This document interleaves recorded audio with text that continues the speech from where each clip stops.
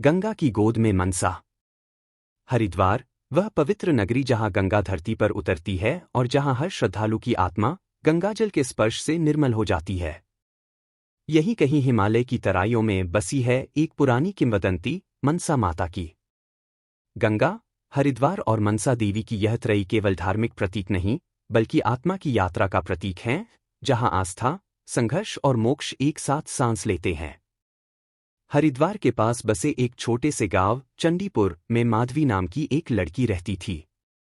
साधारण परिवार से थी, पर उसकी आत्मा असाधारण थी।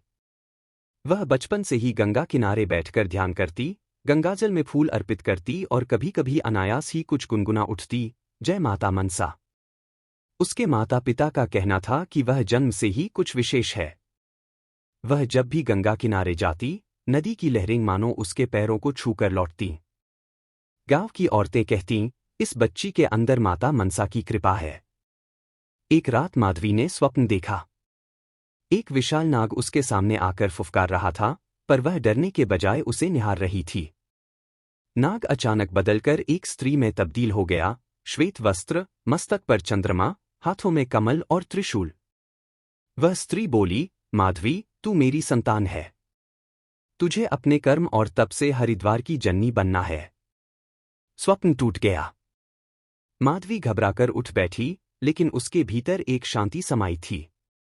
उसने गंगा से प्रण किया, अब मैं स्वयं को समर्पित करती हूं माता मनसा को। मनसा देवी, जिन्हें नागों की देवी कहा जाता है, शास्त्रों में शिव की मानसपुत्री मानी गई है। यह कथा उन्हें एक शक्ति रूप में प्रतिष्ठित करती है, जो इच्छाओं को पूर्ण करती हैं, विष को अमृत में बदल सकती है। उनका मंदिर हरिद्वार में शिवालिक पर्वत की चोटी पर स्थित है। माना जाता है कि जब देवता और असुरों ने समुद्र मंथन किया, तब निकले विष को शिव ने अपने कंठ में धारण कर लिया। इसी समय उनकी चेतना से एक ज्योति उत्पन्न हुई, जो पर्वतों की गोद में जाकर मूर्त हुई, वही थी मनसा।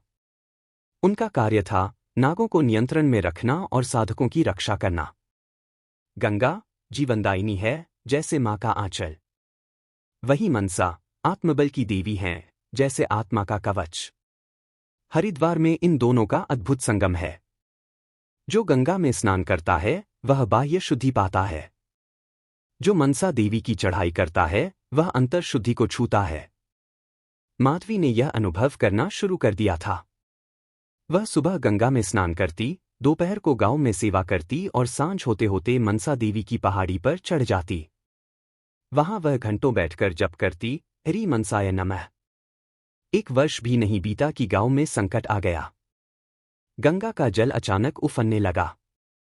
लोगों ने कहा, ये प्रलय का संकेत है। पुरोहितों ने यज्ञ आरंभ किया, पर कुछ भी काम नहीं आया। तभी माधवी ने घोषणा की, माता ने संकेत दिया है, यह गंगा की परीक्षा नहीं, हमारी परीक्षा है। गांव के लोग चकित थे, एक छोटी सी लड़की यह सब कैसे जान सकती है? लेकिन कोई विकल्प नहीं था। माधवी ने मनसा देवी के मंदिर तक पैदल उपवास रखते हुए चढ़ाई की, रास्ते भर गंगा के लिए प्रार्थना करती रही। मंदिर पहुंचकर उसने पूर्ण श्रद्धा से गंगाजल अर्पित किया और कहा, हे माता, यदि आप मेरी मां हैं, तो अपनी संतानों को बचाइए। वहां एक तेज आंधी चली, बादलों की गड़गड़ाहट से आकाश कांप उठा। कुछ ही समय बाद गंगा शांत हो गई। बाढ़ रुक गई। गांव बच गया। उस घटना के बाद गांव वालों ने माधवी को गंगा पुत्री कहना शुरू कर दिया। वह अब केवल एक लड़की नहीं रही, बल्कि आस्था की मूर्त बन गई। हरिद्वार के संतों और तीर्थयात्रियों ने उसके ज्ञान और साधना को पहचाना। एक दिन एक वृद्ध साधु आया और बोला, बेटी, अब तुझे अपने भीतर की देवी को पहचानना होगा। तू केवल मनसा की उपासक नहीं, उनका अंश है। माधवी ने साधना बढ़ा दी। दिन रात ध्यान, जप और सेवा में बीतने लगे। धीरे धीरे उसमें ऐसी दिव्यता आ गई कि लोग उससे अपने दुख दर्द कहने लगे और आश्चर्यजनक रूप से उन्हें समाधान मिलने लगा। मनसा देवी मंदिर में एक दिन अजीब घटना घटी। एक बच्चा, जिसे जन्म से बोलने में असमर्थता थी, माता की मूर्ति के सामने खड़ा होकर चिल्लाया, माँ। उसके माता पिता रोने लगे।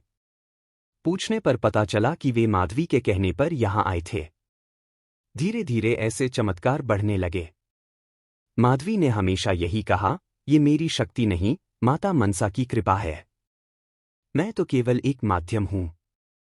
हर शाम को हर की पौड़ी पर जो गंगा आरती होती है, वह अब माधवी के नेतृत्व में की जाने लगी। वह जब आरती की अग्नि लेकर गंगा की लहरों पर अर्पण करती, तो ऐसा लगता जैसे लहरें स्वयं झुक रही हों। उसकी स्तुति बन गई थी, गंगे त्वं जननी देवी, मनसा त्वं रक्षामयी।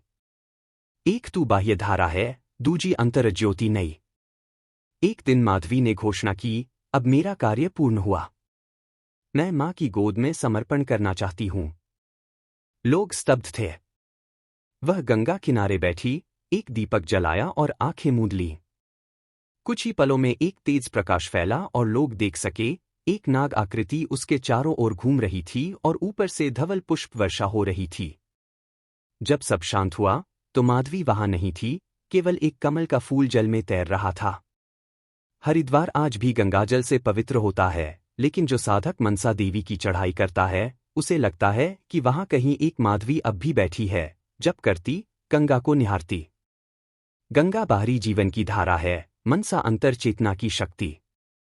और माधवी, इन दोनों की कड़ी, एक जीवन का समर्पण, जिसने पूरे नगर को एक नई दिशा दी।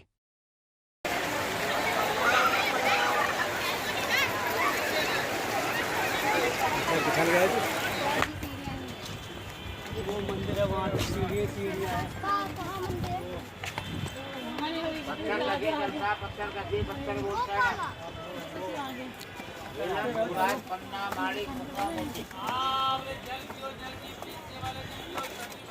और जब अपने आप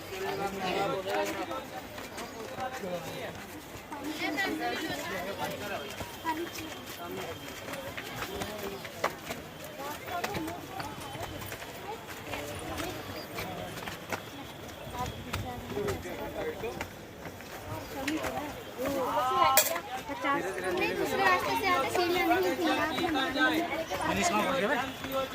फिर अच्छा होगा आजा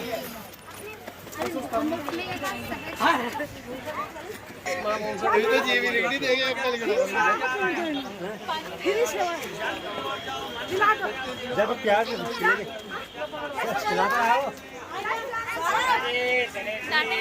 काना कहाँ गया? काना कहाँ गया? काना वो लोग कहाँ गए? गए नीचे। अभी सुनील दीदी वाले तो ऊपर ही हैं। देखी? तो वहाँ जाना है ऊपर। वो बाबू खिला वहीं पर रखो।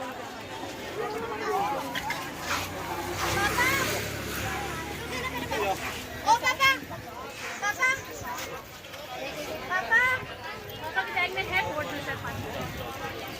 चलो नीचे गए वो लोग। पापा पानी से। पापा, आइसक्रीम दिला दो। देखो आपके पीछे।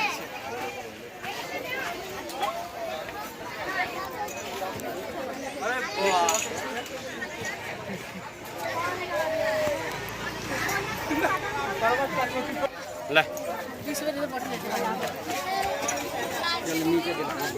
ले ले ले लो।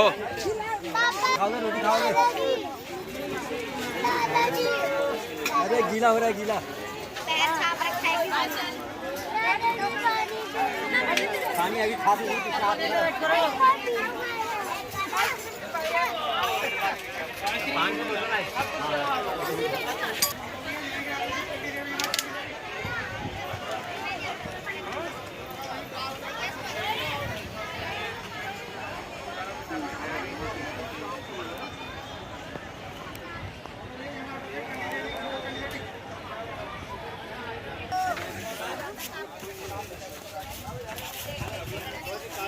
भाई देख क्या है यार, ये क्या करूँगी मैं?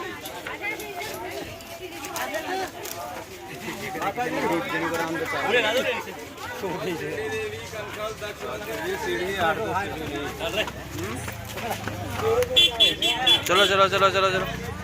रवि कहाँ है? रवि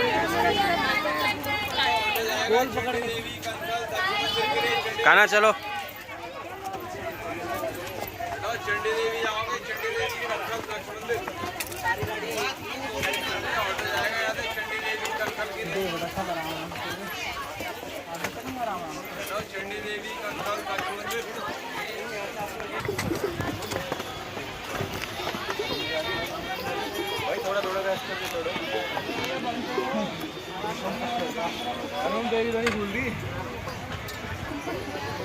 रेस्ट कर लियो भाई थोड़ा, ना तो रेस्ट इंक्रीज हो जाएगी।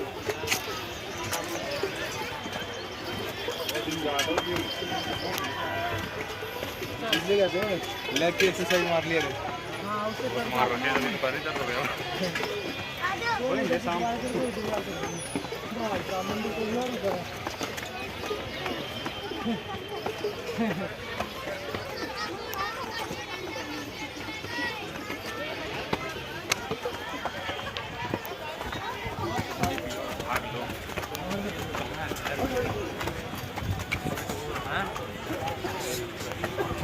दिक्कत काहे को लेते हो? अभी वेट भी नहीं करना है जिम में।